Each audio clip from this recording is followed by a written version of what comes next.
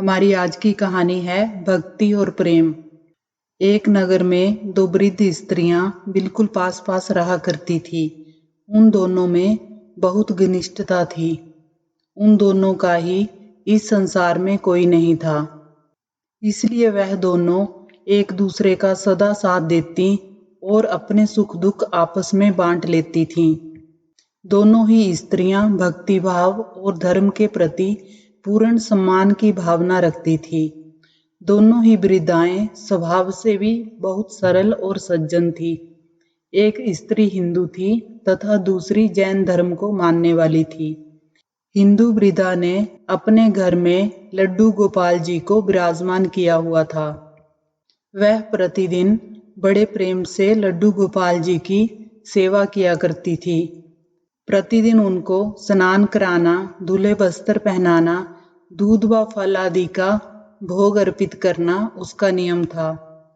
वह स्त्री लड्डू गोपाल जी के भोजन का भी विशेष ध्यान रखती थी। सर्दी गर्मी बरसात हर मौसम का ध्यान उसको रहता था। वह जब भी कभी बाहर जाती, लड्डू गोपाल जी के लिए कोई ना कोई खाने की वस्तु, नए वस्त्र, खिलौने आदि अवश्य लाती थी। लड्डू गोपाल जी के प्रति उसके मन में अपार प्रेम और श्रद्धा का भाव था।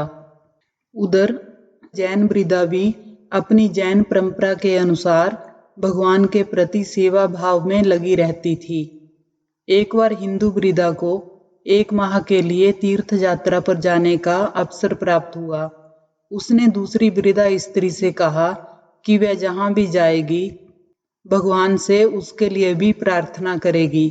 साथ ही हिंदू स्त्री ने जैन स्त्री से एक बात कही कि उसके पीछे से वह उसके लड्डू गोपाल जी का भी ध्यान रखे। जैन वृद्धा ने सहर्ष ही उसका अनुरोध स्वीकार कर लिया। हिंदू वृद्धा ने उस जैन वृद्धा को लड्डू गोपाल जी की सेवा के सभी नियम व आवश्यकताएं बता दी। उसके जाने के बाद लड्डू गोपाल जी की सेवा का कार्य जैन वृद्धा ने अपने हाथ में लिया।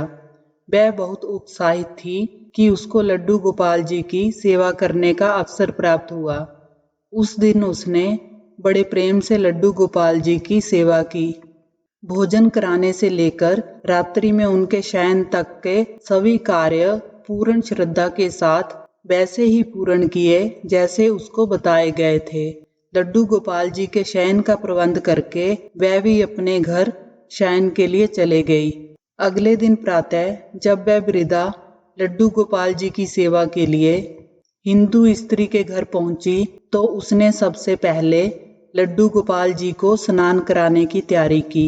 नियम के अनुरूप जब वह लड्डू गोपाल जी को स्नान कराने लगी तो उसने देखा कि लड्डू गोपाल जी के पांव पीछे की ओर मुड़े हुए हैं। उसने पहले कभी लड्डू गोपाल जी के पांव नहीं देखे थे। उसने जब भी उनको देखा वस्त्रों में ही देखा था।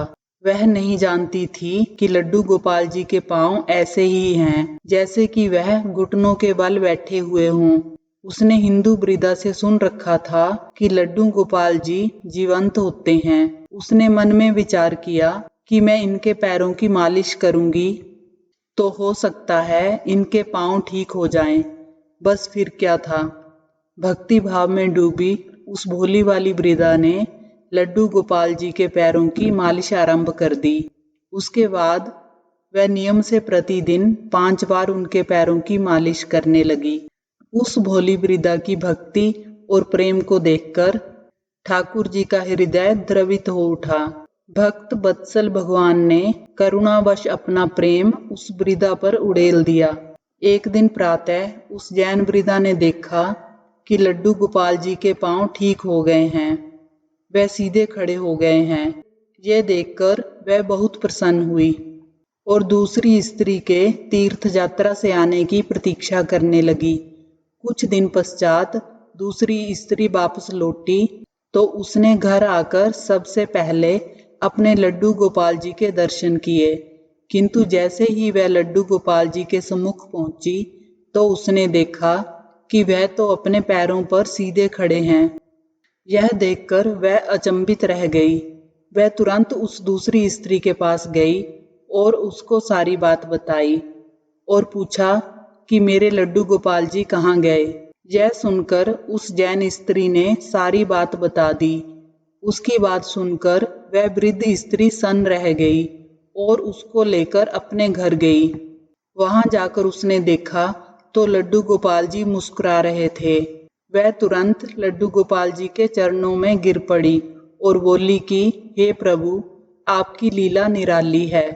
मैंने इतने वर्षों तक आपकी सेवा की, लेकिन आपको पहचान ना सकी। मेरे तो सब तीर्थ अब आपके चरणों में ही हैं।